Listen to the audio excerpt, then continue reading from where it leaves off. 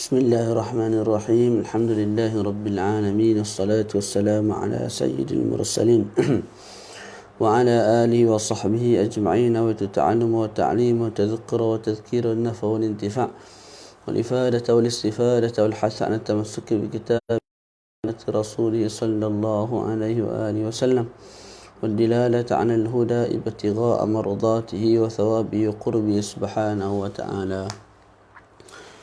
Menyambung kembali muzakarah kitab At-Taqrirat As-Sadidah dalam bab munakahat. Semalam kita tidak sempat selesaikan perbahasan mengenai sirah. Jadi kita sempurnakan pagi ini. Dan kita masuk sedikit mengenai sunat-sunat ketika mana kita ingin perkara sunat yang kita dituntut untuk lakukan. Di siratul aqdi la wakkala az-zawju aw al-walu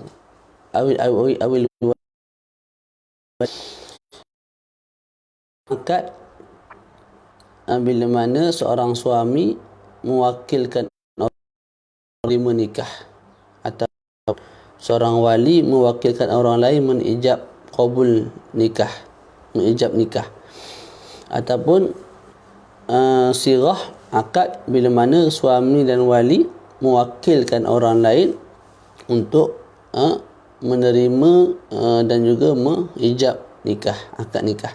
Jadi ada 3 gambaran. Yang pertama, idza wakkala al-zawju fil aqdi fa 'ala al-wali an yaqula li wakil az-zawj zawwajtu binti muwakkilaka fulanan fa yaqulu wakiluhu qabiltu nikahaha lah. Bila mana suami atau bakal suami mewakilkan dalam akad nikah, saya nak kahwin, saya wakilkan Zaid untuk terima nikah saya. Maka wali bila wali sebut zawwajtu binti, aku kahwinkan anak aku, muwakkilaka, dengan orang yang mewakilkan kamu, dengan kamu, aku nak orang yang mewakilkan kamu, fulan, aku kahwinkan anak aku dengan orang yang mewakilkan kamu, namanya Salah bin Abdul Aziz.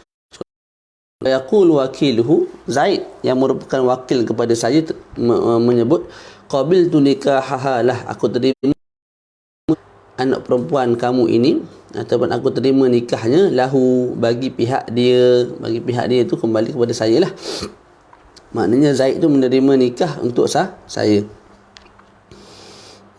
Kalau Zaid meninggalkan lafaz lahu, dia sebut aku terima nikahnya, dia sebut begitu sahaja, dia tidak sebut aku terima nikahnya bagi Salah ataupun bagi muwakil, orang yang mewakilkan aku, nikah itu sah ataupun tidak.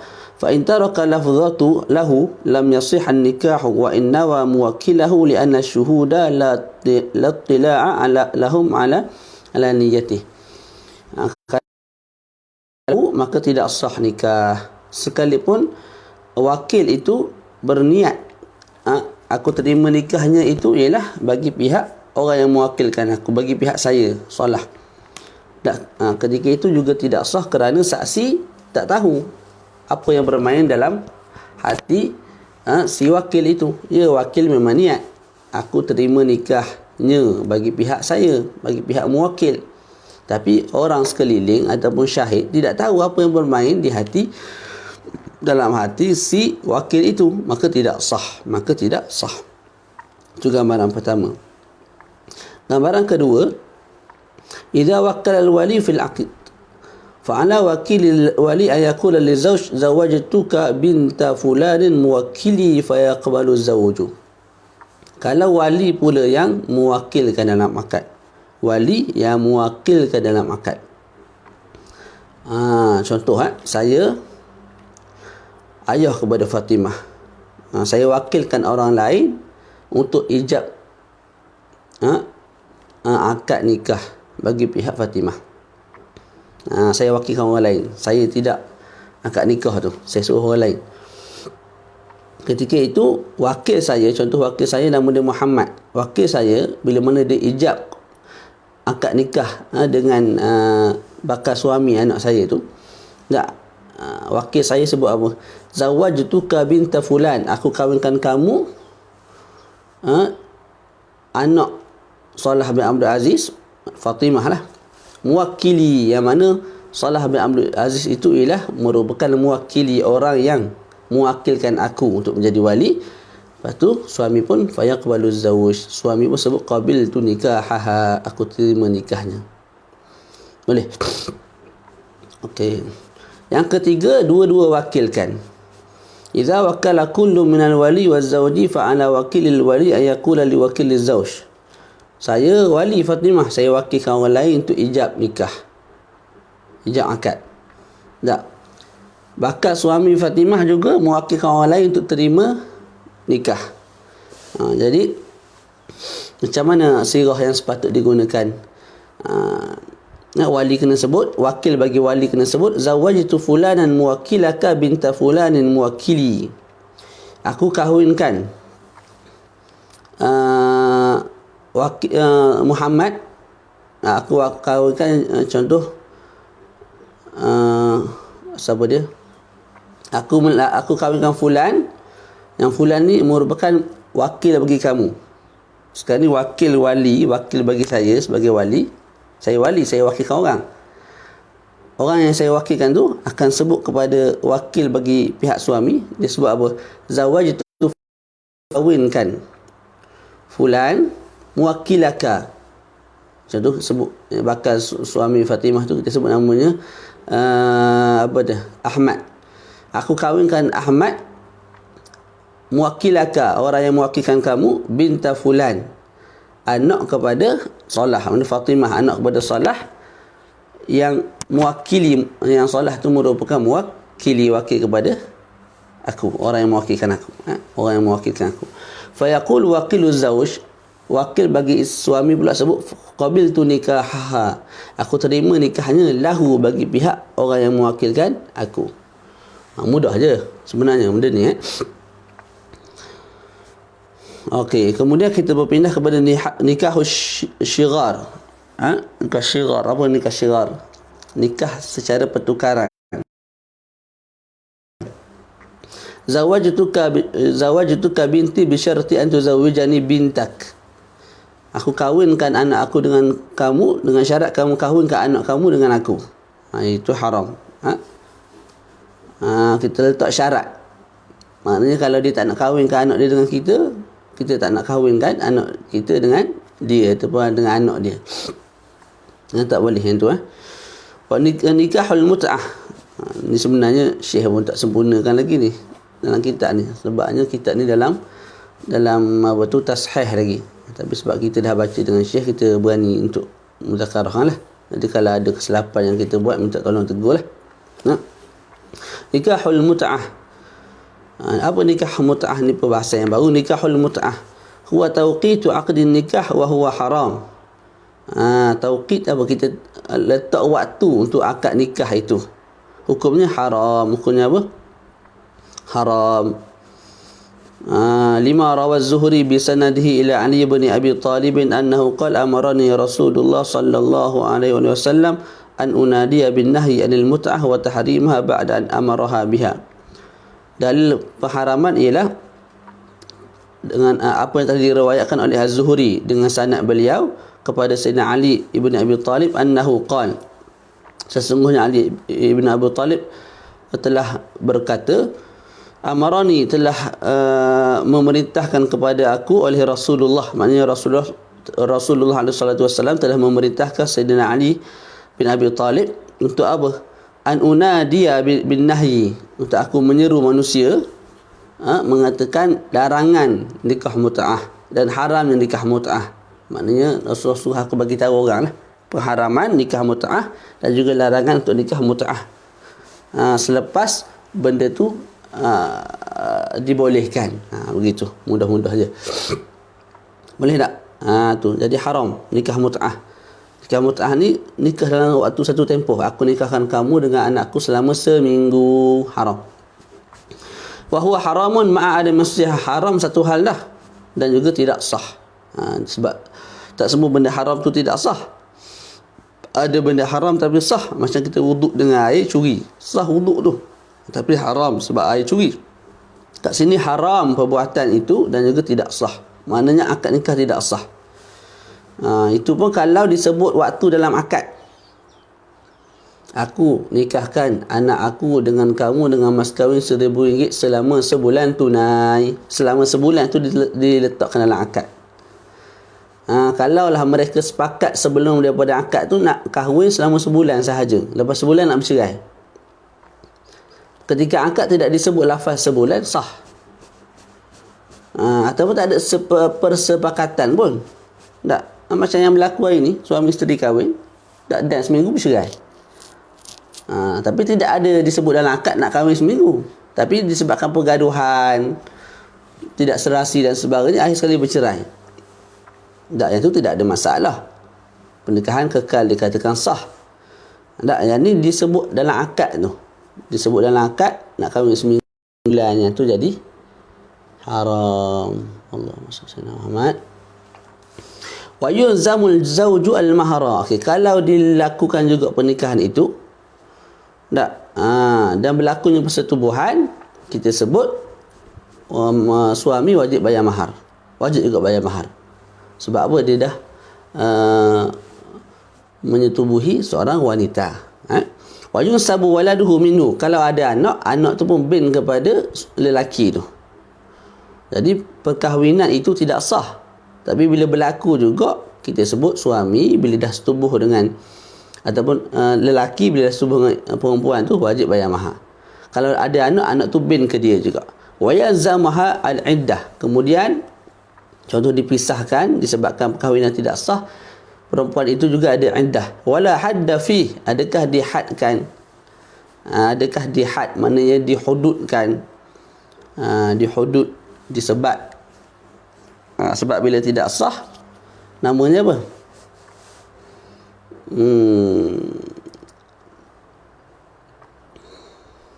Ni ada syubhat ni. Ada syubhat. Jadi tidak ada had, tidak ada hudud.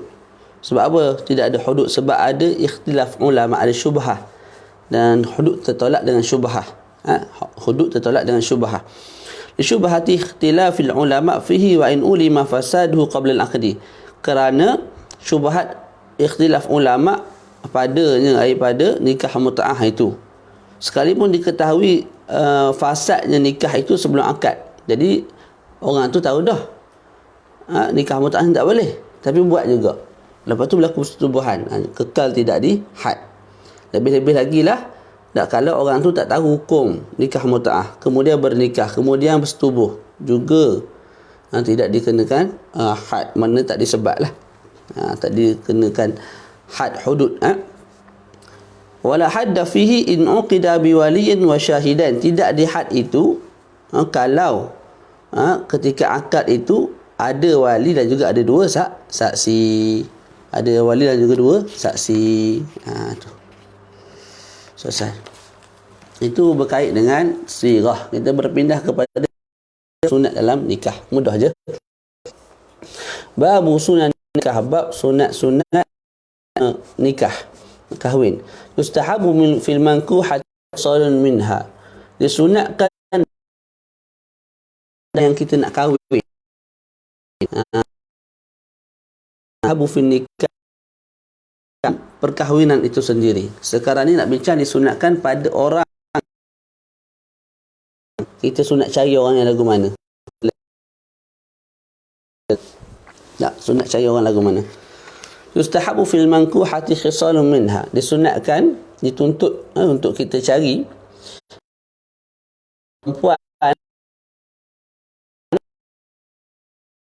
perempuan khisal, beberapa ciri-ciri. Yang pertama, antakuna salihatan, cari orang yang salih, agama, tunduk ketika mana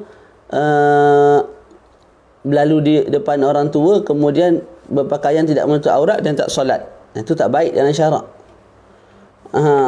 Sekadar melakukan perkara sebegitu tak baik. Tunduk sedikit itu cantik lah, tapi tak solat, tidak menutup aurat, itu tidak baik, tidak dipanggil sebagai salihah. Salihah ni ai dzata din, orang yang ada agama. di hadis, kerana hadis Nabi sebut tunkahul mar'atu li arba'. Perempuan itu dikahwini disebabkan 4 perkara. 5 liha, kerana hartanya. Cari yang ada harta jugalah. Wa jamaliha, comel. Wa hasabiha, nasabnya molek, anak tok guru, dan anak orang baik. Walidiniha, dan juga agamanya. Fadhfar bidzatid din taribat yadak. Yang terakhir tu bahas terjemahan mudah dia untuk kita faham, cari yang beragama, kamu akan senang, kamu akan selamat. Tu maksudnya. Kalau kat bawah tu dia tulis iltasaqata biturab kinayatan anil faqr illam taf'al wastaghnaita in fa'alt. Bikuranglah. Yang kedua, antakuna wafiratal aqli ay kamil. Yang kedua, cari orang yang berakal, akalnya molek, yang cerdik. Jangan cari orang yang gila ataupun separuh gila, separuh sedar, mereng. Cari orang yang molek, akal yang sempurna, yang cerdik. Yang kedua, antakuna bikran, cari yang dara. Moleknya, sunatnya kita cari perempuan yang dara. Sebab Nabi sebut pada seorang sahabat, halla bikran tula'ibuka wa tula'ibuha. Molek, comel. Kalau mau cari orang yang dara, kamu boleh bermain, orang panggil, bergurau dengan dia, dia pun boleh bergurau dengan kamu. Kalau cari janda ni kadang tak ada dah perasaan nak bergurau, nak bermanja-manja tak, sebab dah janda. Boleh jadi dah berumur dah. Tapi kalau dara ni, yang masih muda ni, lainlah sifatnya. Antakuna bikran, cari yang dara. Illa li hajah, kecuali kalau ada hajat, tidak ada masalah untuk kita. Itu hajatnya apa? Hajatnya kadha'fi alatihi min anil iftidad. Contohnya kemaluan suami tu, bakal suami tu tak berapa nak okey. Tak. Jadi dia tak mampu untuk pecahkan dara wanita tu. Dia cari yang janda, tak ada masalah. Kalau cari dara tak pecah-pecah, faedah juga kahwin lagu tu. Nak jadi cari yang dara. Yang lain ialah kahtiyaji lima yakum ala ayali. Isteri yang kita sayang meninggal. Kita anak 5 orang. Siapa nak bagi ke mak kita? Tak. Nyanyalah. Orang tu dah tua dah, berumur dah nak. Jadi kita pun carilah seorang isteri lagi. Kalau cari isteri yang dara ni, biasanya tak ada pengalaman untuk jaga anak dan sebagainya. Ketika itu cari yang janda. Carilah janda muda sikit. Menguruskan hal ehwal anak kita dengan baiklah.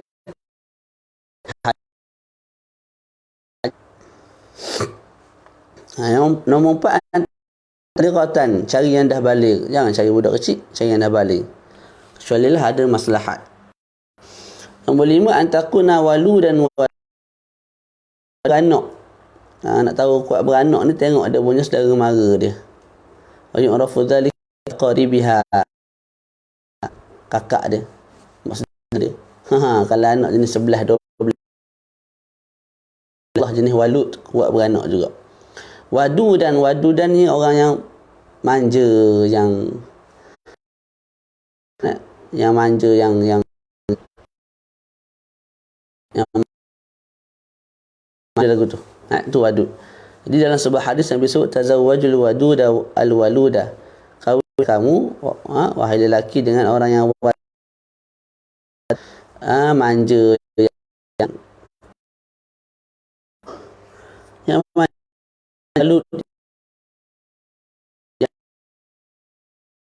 mukatsirun bikumul yaumal qiyamah. Sesungguhnya aku berbangga gemuk bila menang. Antakuna nasibatan, kena cari yang nasabnya comel. Anak tok guru, tak, anak orang baik lah, anak orang yang soleh, anak tok imam, saya orang yang baik. Maka disebut bawah tu tidak disunatkan kahwin dengan anak zina. Tidak bagi orang lain kahwin lah. Kita yang tahu tak kahwin dengan, walaupun kita ada kesian tak kesiannya kan, perihal orang yang nak jadi itu takkan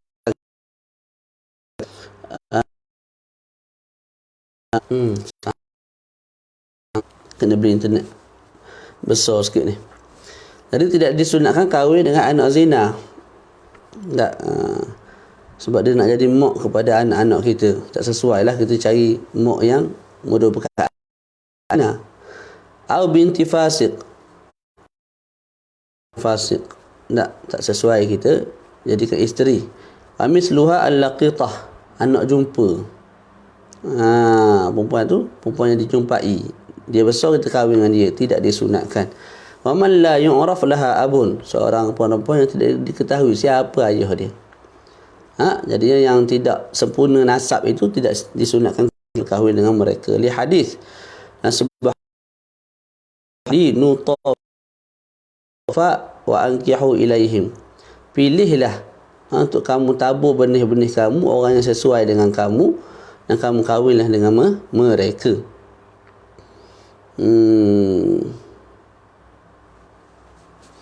Ay takallaf ma huwa khairul manaki wa azka anil khubuthi wal fujur wa la tad'u nutafakum illa. Sungguh cari orang yang molek,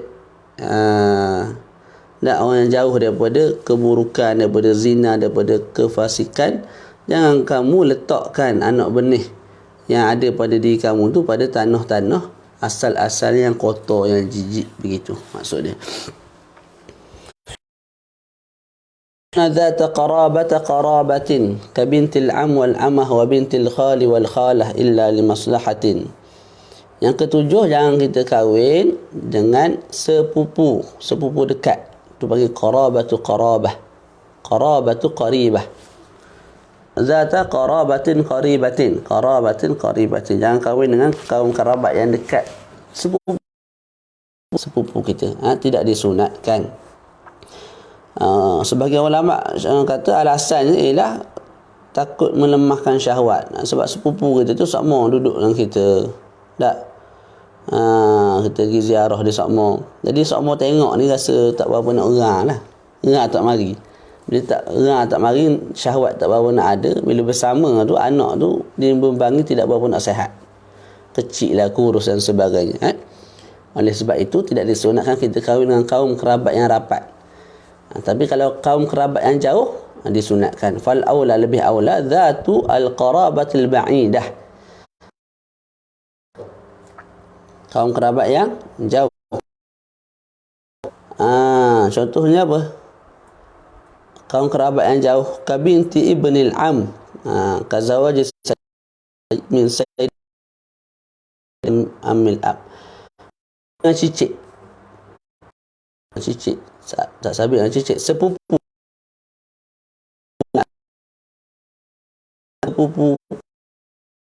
kita kahwin anak kepada anak sepupu. Sunat begitu. Summal ajnabiyah, kemudian ajnabiyah, kahwin ajnabiyah lah, ikut ranking ni. Jadi yang pertama cari qarabatu al-ba'idah, kaum kerabat yang jauh. Tapi summa zatul qarabah, kalau tidak ada juga barulah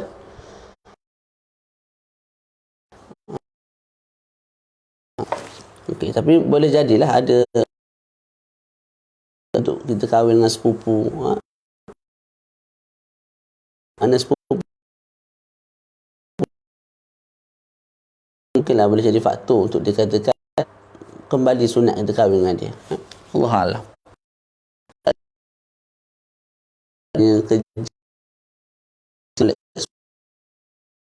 Saya masuk pandai. Tak ada. Jadi kuat beranak.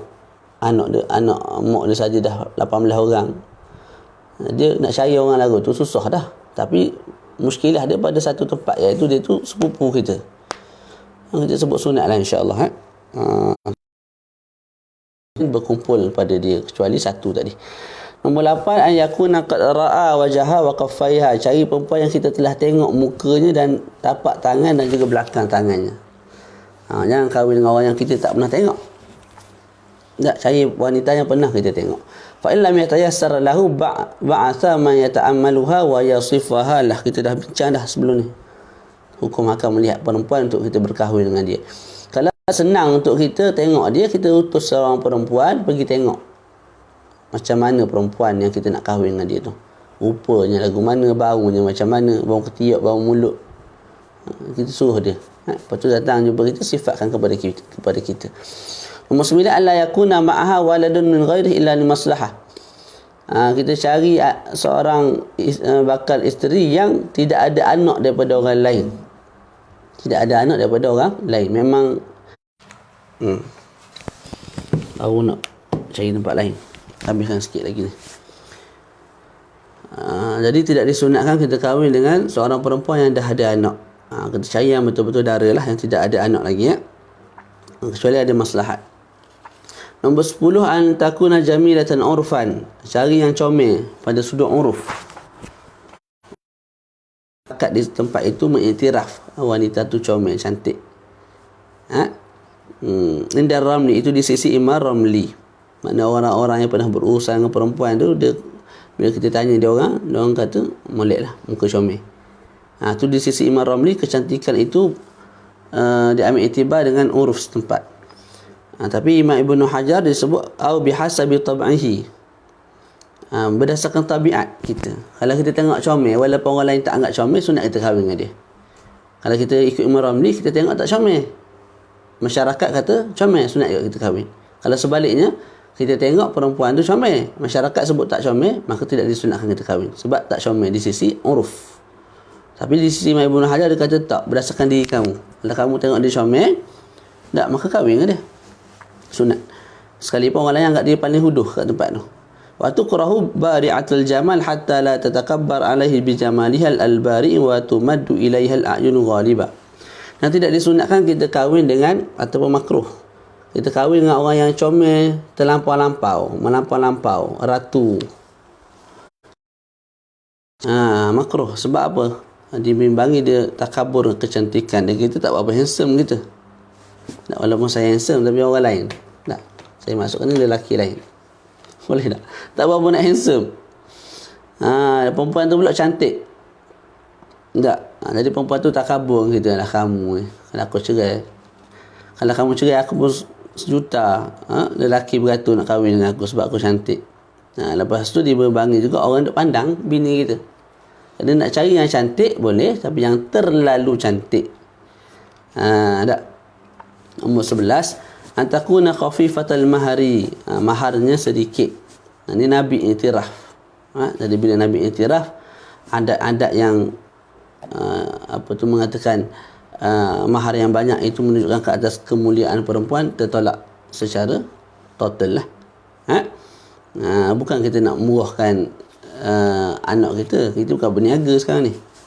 Jadi kita rujuk pada agama. Nabi sebut yang paling comel ialah a'zamun nisa'i barakatan ahwanuhunna ma'unatan. Perempuan yang paling berkat ialah perempuan yang bila dikahwin ni maharnya murah. Law ta'aradat as-sifatu as-sabiqatu fal muqaddam ad-din mutlaqan. Kalau bertembung sifat-sifat ni, nak cari yang cukup sifat semua ni tak ada lah. Ahli syurga cari tu bidadari. Tapi di dunia memang susah nak jumpa. Maka bila bertemu sifat-sifat ni, tak, kita pilih yang agama dahulu. Ada yang beragama tak apa-apa nak comel, tak apalah, yang penting agama. Kita dahulukan agama dulu. Tak, tu. Nak cari yang apa tu, dara semua perangai koksi. Ada janda seorang, agama molek, kahwin dengan janda. Thumman aqlu. Kalau agama semua sama, kita cari yang lebih cerdik, lebih berakal. Kalau sama juga sudah agama dan berakal, cari yang perangai molek. Thummal khuluq. Kemudian thummal wiladah, beranak. Jadi orang kawasan tu semua beragama, berakal, tak, akalnya molek, akalnya mantap, kemudian akhlaknya comel, tapi ada tak ramai yang boleh beranak ramai, itu cari yang anak ramai. Kemudian nasab, sama dah 4 perkara sebelum. Nasab lain-lain, kita cari nasab yang comel, anak tok guru. Kemudian barulah bakarah, cari yang anak dah dara. Kemudian al-jamal, jamal jauh belakang dah. Jadi semua sama pada sudut sebelum tu, cuma sudut wanita di tempat tu semua beragama, berakal, molek, akhlak pun comel tak, jenis beranak ramai, nasab pun baik-baik. Cumanya ada yang janda, ada yang dara. Kita cari yang dara, lepas tu cari yang cantik. Summa maslahatu fihi azhar bihasabil ijtihad. Kemudian bila sama juga semua, kita tengoklah maslahat keperluan kita. Kalau kita perlukan sekian, tak, maka kita cari yang berbetulan dengan maslahat yang kita inginkan. Jadi berdasarkan ijtihad kita lah, selepas kita ukur pada sudut beberapa perkara yang telah kita sebutkan. Selesai kat situ, nanti kita masuk perkara-perkara sunat ketika mana nikah berlaku. Tadi perkara-perkara sunat bagi seorang wanita. Untuk kita kahwin, kita cari wanita yang ada sifat itu. Lelaki pun samalah. Tak, perempuan nak kahwin, cari lelaki yang ada sifat-sifat yang telah kita bincangkan. Wa sallallahu ala sayyidina Muhammad wa ala alihi wa sahbihi wa baraka wa sallam. Alhamdulillahi rabbil alamin.